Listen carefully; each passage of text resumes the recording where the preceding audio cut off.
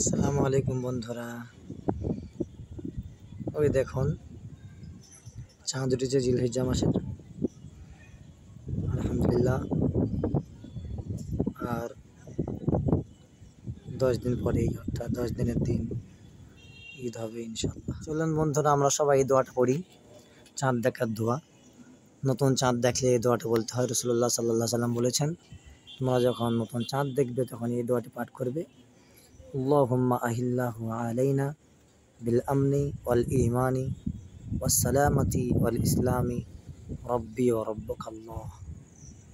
এই দোয়াটি প্রত্যেকেই পড়বেন চাঁদ দেখার সময়। জিলহিজ্জা মাসের চাঁদ দেখার পর আমাদের মুসলিমদের কিছু করণীয় রয়েছে। তার মধ্যে হলো বেশি বেশি করে জিকির আজগার করা, তাসবিহ তাহলিল করা। আর আল্লাহ সুবহানাহু ওয়া তাআলার দৃষ্টিতে এই দিনগুলো, অর্থাৎ জিলহিজ্জা মাসে যে 10টি দিন, প্রথম 10 দিন খুবই মর্যাদাপূর্ণ এবং গুরুত্বপূর্ণ, এবং এই দিনগুলোতে করা ইবাদতের চেয়ে প্রিয় ইবাদত আর নেই।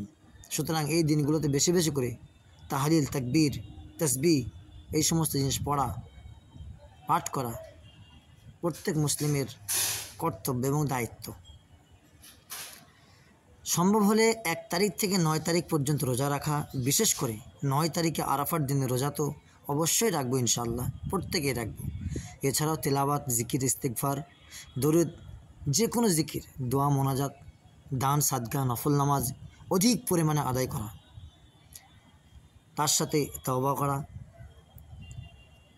আর ফরজ ও নফল সালাতগুলো গুরুত্বের সাথে আদায় করা, সিয়াম পালন করা, রোজা রাখা, অর্থাৎ জিলহিজ্জা মাসে রোজা রাখা একটি গুরুত্বপূর্ণ আমল। হাদিসে এসেছে রাসূলুল্লাহ সাল্লাল্লাহু আলাইহি সাল্লাম জিলহিজ্জা মাসের 9 তারিখ পর্যন্ত এবং আশুরার দিন প্রত্যেক মাসে 3 দিন এবং মাসের প্রথম সোমবার ও বৃহস্পতিবার সওম রাখতেন, অর্থাৎ রোজা রাখতেন, এবং হজ ও উমরা করা, আর কোরবানি করা। যারা কোরবানি দেবেন তারা যেন নখ চুল না কাটে। যে ব্যক্তি কোরবানি করতে ইচ্ছুক তার জন্য বিধান হচ্ছে তিনি জিলহিজ্জা মাসের চাঁদ দেখার পর থেকে নিজের চুল ও চামড়ার কোনো অংশ কাটবেন না, যতক্ষণ না তিনি কোরবানি সম্পন্ন করেন।